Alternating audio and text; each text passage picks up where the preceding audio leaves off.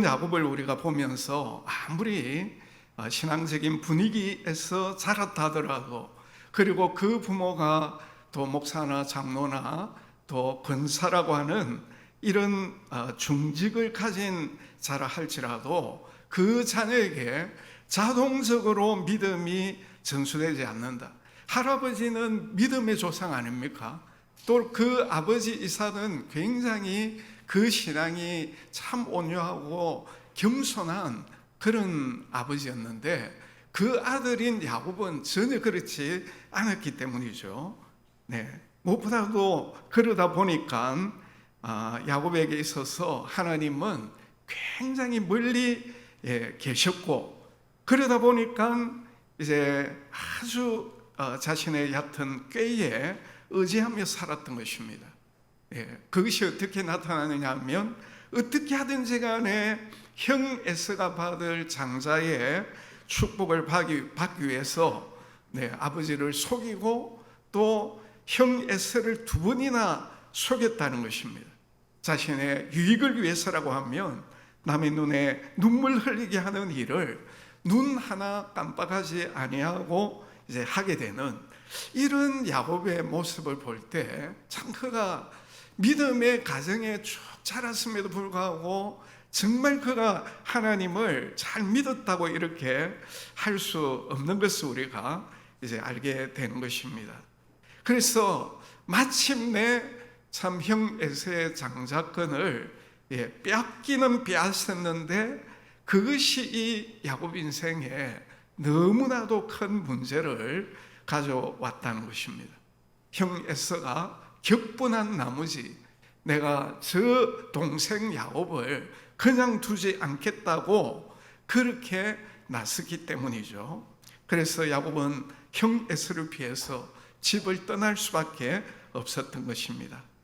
외삼촌 라반의 집까지는 약 800km나 넘는 아주 먼 곳이었습니다. 요즘처럼 차가 있는 것도 아니고 야반 도주하듯 뛰쳐나온 이 야곱에게 너무나도 멀고 험한 길이었던 것입니다. 오늘 본문 11절을 보시기 바랍니다. 한 곳에 이르러는 해가 진지라 거기서 유숙하려고 그곳에 한 돌을 가져다가 베개로 삼고 거기 누워 자더니, 그 멀고 험한 길을 가다가 해가 졌습니다. 어쩔 수 없이 한 곳에서 자리를 잡고 돌을 베개 삼아 몸을 이제 누이게 되는 이 야곱의 모습을 한번 상상해 보시기 바랍니다. 얼마나 처량하고 또 서글프고, 그리고 그야말로 한순간에 나락으로 떨어졌으니까 굉장히 참 절망적인 그런 상황에 놓여 있었던 것입니다. 우리가 잘 알다시피 야곱은 어릴 때부터 좀 어찌 보면 남성적이 아닌 아주 여성적인 그런 성격을 가지고 있었습니다. 그러다 보니까 아버지 이삭은 야곱보다도 에서를 훨씬 좋아했습니다.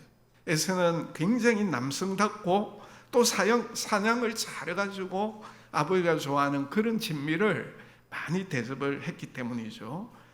그리고 야곱은 반면에 어떻습니까? 그 아버지 이삭으로부터 사랑을 받지 못했기 때문에 천상 그는 그 어머니 리브가의 치마폭에 둘러싸여 가지고 그렇게 별 이렇게 나약한 그런 가운데 자랐다고 하는 거죠.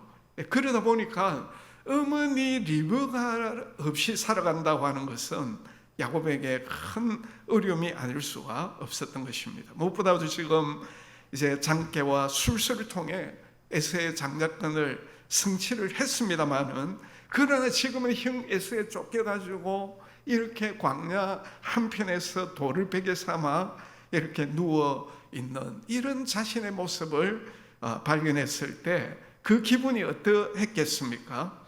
여러분, 왜 야곱이 이렇게 되었을까요?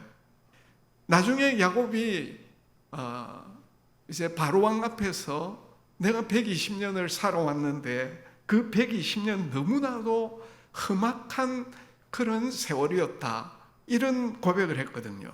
왜 야곱이 그 험악한 이제 인생을 살 수밖에 없었는가?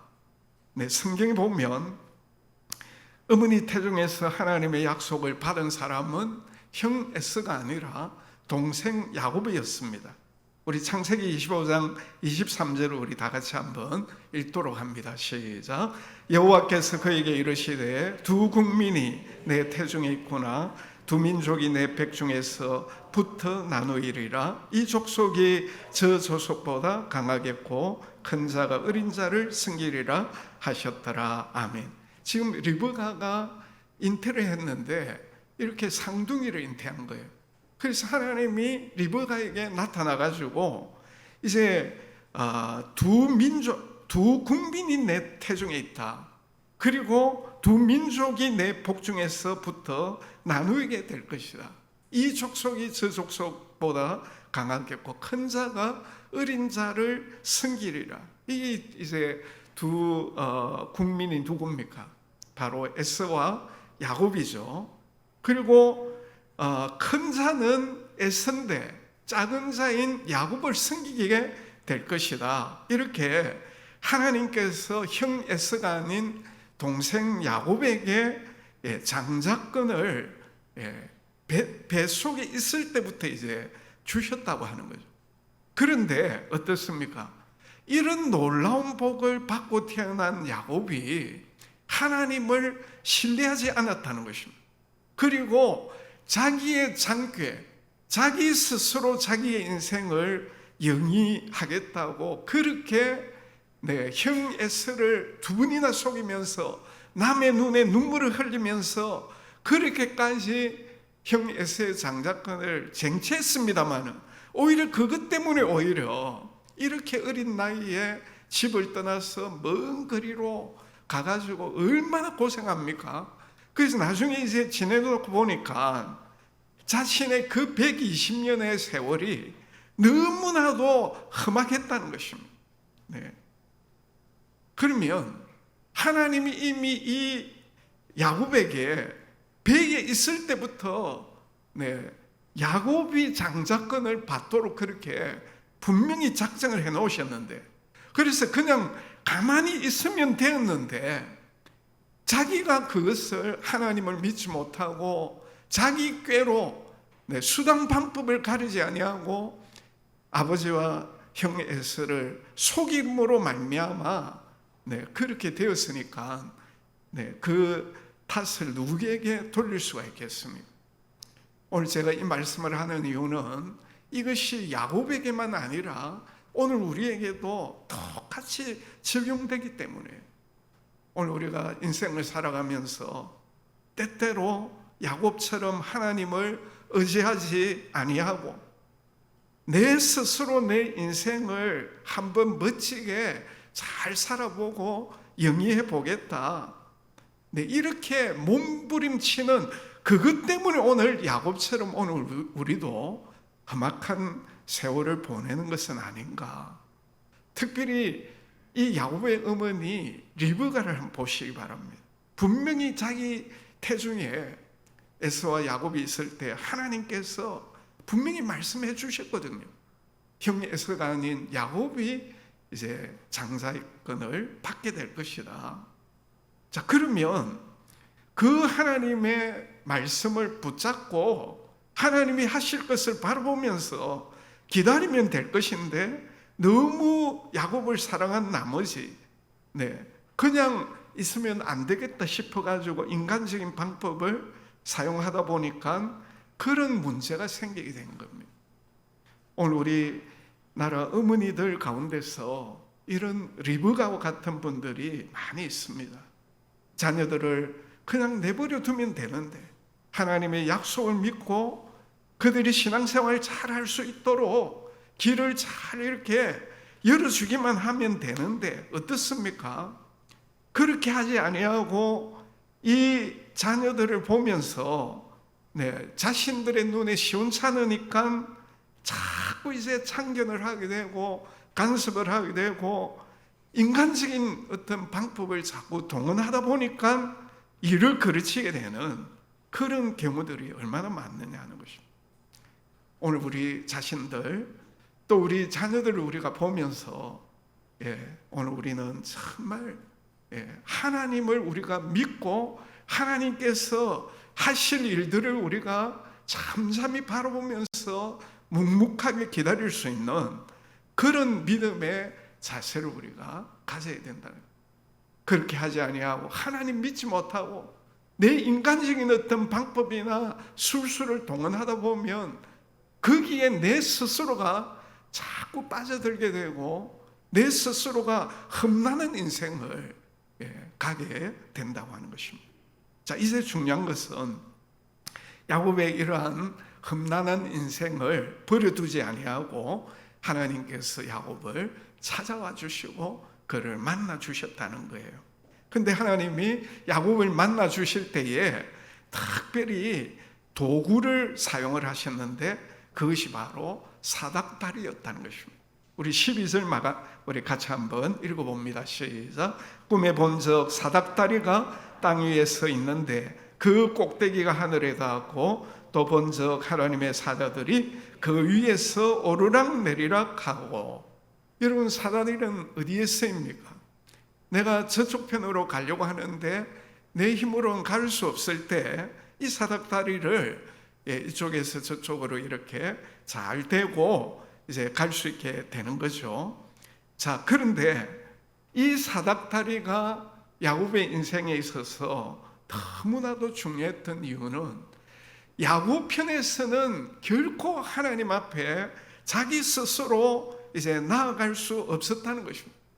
앞에서 우리가 본 대로 아무리 야곱이 모태 신앙인이었지만은 믿음의 분위기 가운데서 태어나고 자랐고 눈만 뜨면 할아버지 아브라함으로부터 하나님에 대한 말씀을 듣고 또 이삭을 보면서 하나님을 믿고 온유하게 겸손하게 살아가는 그 아버지의 모습을 통하여서 얼마든지 야곱도 하나님 살아계시고 하나님을 잘 믿어야 되는데 어떻습니까? 야곱의 삶의 모습에는 그런 할아버지, 그 아버지의 이러한 신앙들이 잘 있지 못했기 때문에 이 야곱의 입장에서는 하나님이 가까이 계시지 아니하고 멀리 계신 것 같고, 그러니까 자기 생각과 장깨로 지금까지 살아왔다는 거예요. 그러니까 야곱 스스로 자력으로 하나님 앞에 결코 나아갈 수 없었다고 하는 거죠. 그런 야곱을 위해서 하나님이 꿈을 통하여 그 사닥다리라고 하는 그 도구를 보게 하시고 그 사닥다리를 통하여 하나님을 이제 만나게 되고 하나님의 말씀을 듣게 되는 이런 은혜를 베풀어 주셨다는 것입니다. 자, 그러면 오늘 저와 여러분에게 사닥다리는 과연 누구를 가리킬까요? 신약에서 예수님은 바로 이 구약의 야곱의 상황을 그대로 가져와 가지고 나다나엘에게 이 사닥다리가 무엇을 가리키는가를 분명하게 말씀을 하고 있습니다. 우리 요한복음 1장 51절을 같이 읽으면서 사닥다리가 누구를 가리키는가 같이 한번 보도록 합니다. 시작. 또 이르시되 진실로 진실로 너희에게 이르노니 하늘이 열리고 하나님의 사자들이 인자 위에 오르락 내리락 하는 것을 보리라 하시니라. 지금 야곱의 지금 꿈꾼 상황을 예수님이 지금 해석을 하고 있어요. 꿈을 꿨는데 하늘이 열렸습니다. 그 다음에 하나님의 사자들이 야곱이 꿈을 꿀 때는 사닥다리 위에 오르락 내리락 했는데 예수님은 지금 하나님의 사자들이 누구 위에 오르락 내리락 했댔습니까? 인자 위에, 인자 위에. 그게 인자가 누굽니까? 바로 예수님이라는 것입니다. 그래서 예수 그리스도로 말미암아 오늘 우리는 하나님을 배울 수 있고 만날 수 있고 그분의 음성을 들을 수 있다고 하는 이것을 우리에게 잘 말씀을 하고 있다는 거예요. 모든 회복의 시작은 오늘 우리가 하나님을 만나야 되는데 하나님을 만날 수 있는 유일한 길은 바로 예수 그리스도를 통해서만이 가능하다는 것을 우리에게 잘 보여주고 있습니다.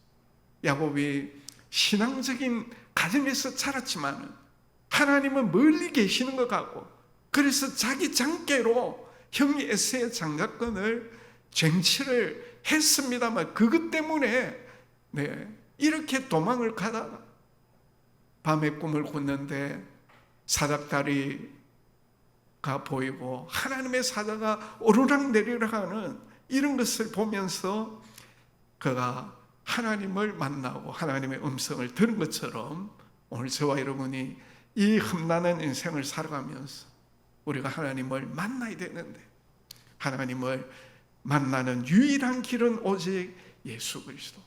우리는 그 예수님을 의지하고 하나님 앞에 우리가 담대히 나가서 모든 회복을 우리가 누릴 수가 있다는 것입니다. 이제 하나님께서 그 사닥다리 위에서 야곱에게 말씀을 하십니다. 어떤 말씀입니까? 우리 13절 14절을 보면 이제 축복을 먼저 말씀을 하고 있죠. 어떤 축복인가 같이 읽어봅니다. 시작. 나는 여호와니 너의 조부 아브라함의 하나님이요 이삭의 하나님이라. 네가 누워있는 땅을 내가 너와 내 자손에게 주리니 내 자손이 땅에 티끌같이 되어 네가 서쪽과 동쪽과 북쪽과 남쪽으로 퍼져나갈지며 땅의 모든 족속이 너와 내 자손으로 말미암아 복을 받으리라. 세 가지죠. 아브라함과 이삭에게 했던 이 세 가지 축복, 땅의 축복, 그 자손의 축복, 그리고 자기로 말미암아 모든 민족이 복을 받게 되는 복의 통로의 축복. 아브라함에게도 이 축복을 이제 허락해 주셨고 야곱에게도 축복해 주셨고, 그 다음에 지금 야곱에게도 동일하게 이 복을 주시겠다, 이렇게 말씀을 하고 있습니다. 이러한 축복의 약속을 받은 야곱이 어떻게 합니까? 16절을 우리 같이 읽습니다. 시작. 야곱이 잠이 깨어 이르되 여호와께서 과연 여기 계시거늘 내가 알지 못하였도다. 여러분, 지금까지 하나님이 야곱과 함께하지 않은 것이 아니거든요. 야곱이 어머니 태중에 있을 때부터 하나님이 함께 하셨습니다. 한 번도 하나님을 떠난 적이 없어요.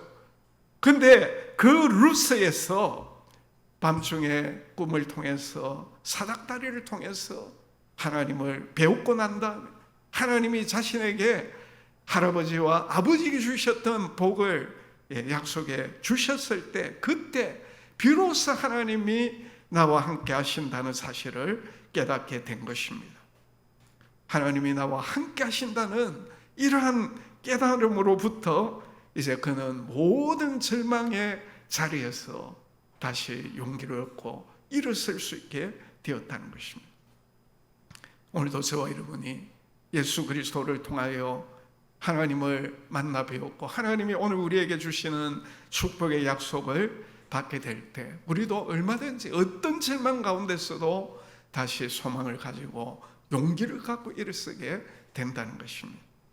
특별히 하나님은 이 야곱이 하나님이 약속하신 이 축복을 받아 누릴 수 있도록 세 가지 이제 보장을 해 주십니다. 15절에 나오는데 다 같이 읽습니다. 시작. 내가 너와 함께 있어 네가 어디로 가든지 너를 지키며 너를 이끌어 이 땅으로 돌아오게 할지라. 내가 내게 허락한 것을 다 이루기까지 너를 떠나지 아니하리라 하신지라. 아멘. 네, 이 한 절 안에 정말 한마디도 버릴 것이 없는 그런 놀라운 그런 보장을 하나님이 하시고 있죠. 그 첫 번째가 뭡니까? 내가 너와 함께 있다는 것입니다. 현실적으로 야곱은 지금 광야에 던져져 있습니다. 그 옆에는 아무도 없습니다. 그러나 하나님께서 이 야곱과 함께 있다고 말씀을 하신 거예요. 그래서 그 고독한 그 새벽, 하나님이 내가 너와 함께 있다고 하는 이 보장으로 말미암아 절망 가운데 외롭게 잠자던 이 이제 야곱의 마음속에 정말 큰 용기와 소망이 다시 충만하게 되었다는 것입니다. 오늘 우리들도 살아가다 보면 때때로 나 혼자라고 하는 그런 생각이 들 때가 있습니다. 특별히 대인관계 문제가 생기고 그래서 정말 텅 빈 들판에 홀로 서 있다고 하는 그런 느낌이 들 때가 있습니다. 그럴 때 오늘 우리는 야곱에게 주셨던 이 하나님의 보장, 내가 너와 함께 있다, 걱정하지 말라. 네, 우리가 이러한 확신을 가질 때에 어떤 외로움과 절망도 다 이길 수 있게 되는 것입니다.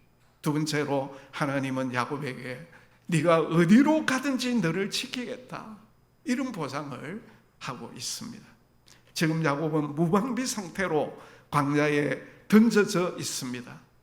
돌을 벽에 삼고 누워있는데 멀리서 사나운 짐승의 소리가 들려옵니다. 앞으로 어떤 일이 일어날지 모르는 그런 상황입니다. 그 누구도 야곱을 도와줄 수가 없습니다. 평생 엄마 치맛자락만 잡고 살았던 이 야곱인데 하나님께서 야곱에게 내가 너와 함께 있어 네가 어디로 가든지 너를 지켜주겠다고 말씀을 하신 거예요. 우리가 잘 아는 모래 위에 두 발자국이라고 하는 시, 우리 잘 알고 있는데 제가 한번 낭독을 하겠습니다. 이 시를 여러분이 들으면서 정말 하나님께서 여러분이 어떤 참 가운데 놓인다 할지라도 하나님께서 여러분과 함께 하시고 또 여러분을 도와주시고 인도해 주신다는 사실을 늘 잊지 마시기 바랍니다. 어느 날 밤 나는 꿈을 꾸었네. 하나님과 함께 긴 해안을 걷고 있는 꿈을, 하늘 저편에는 내 살아온 인생 행로가 영상처럼 흐르고 있었지. 장면마다 나는 보았네. 모래 위에 두 발자국을, 하나는 내 것, 다른 하나는 하나님의 것. 내 인생의 최후의 장면이 나타났을 때 나는 돌아보았네. 모래 위에 두 발자국을. 그러나 어찌된 일인가. 모래 위에 발자국은 하나뿐이니 내 인생의 가장 어려운 시련의 때에 그것도 여러 번 나는 하나님께 말씀드렸네. 하나님, 제가 하나님을 따르겠다고 말씀드렸을 때 하나님께서는 저와 항상 동행해 주신다고 하였는데 내 인생의 가장 어려운 시련의 때에 그것도 여러 번 모래 위에 발자국은 하나뿐이니 저는 모르겠나이다. 모래 위에 발자국은 하나뿐이니 어찌된 일인지요. 하나님은 말씀하셨네. 내 사랑스럽고 귀여운 자여, 시련의 때에 나는 결코 너를 떠난 적이 없단다. 모래 위에 발자국이 하나뿐일 때 나는 너를 안고 갔노라. 오늘 우리가 가장 외롭다고 느낄 때, 삶의 무게가 무거워서 혼자 허드리고 있을 때, 여러분 오늘 우리가 하나님 나와 함께 하지 않으신가 아닌가, 하나님 나를 버리신 것은 아닌가, 결코 아니라는 것입니다. 우리 잘 아는 복음송 우리 같이 한번 하도록 하겠습니다. 우리 하나님 한 번도 나를 실망시킨 적 없으시고, 우리 찬양 같이 하겠습니다. 바이올린 연주 주시오. 그래.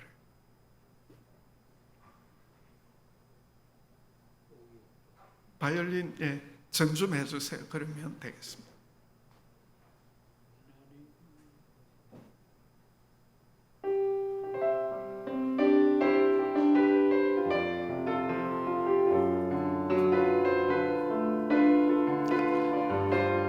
하나님 한 번 더 나를,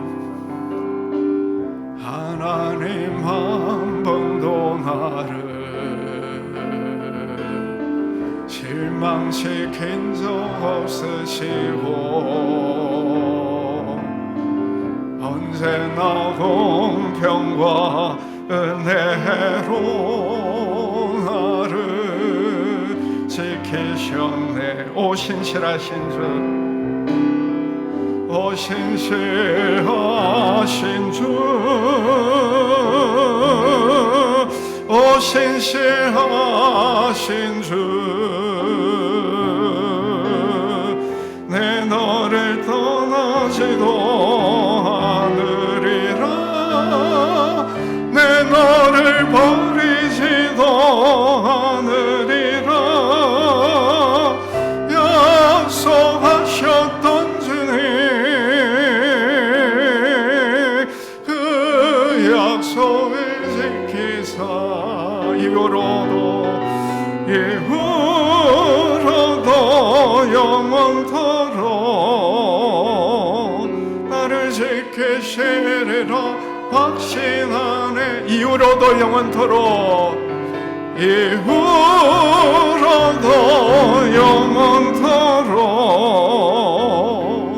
나를 지키시리라 확신하네. 아멘입니까?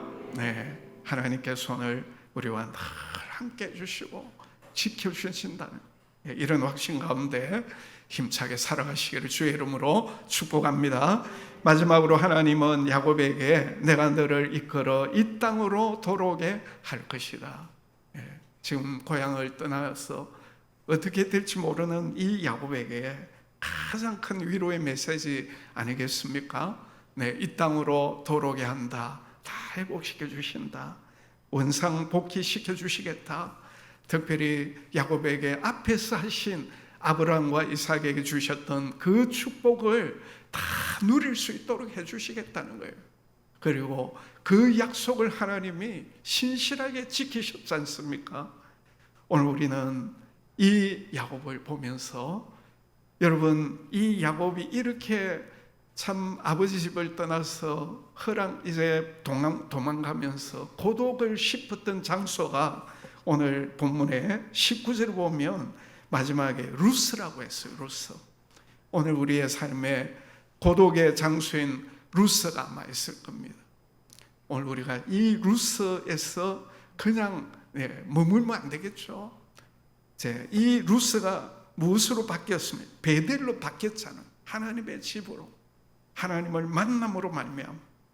그래서 오늘 야곱과 같이 이렇게 정말 절망 가운데 외롭게 우리가 놓일 때에 그것이 루스가 아니라 하나님을 만나는 베델이 되셔가지고 예수 그리스도를 통하여 하나님이 우리에게 주시는 놀라운 위로의 말씀, 축복의 말씀 우리가 다 가지고 힘차게 전진하는 우리 성도들이 다 되시기를 주님의 이름으로 축복합니다.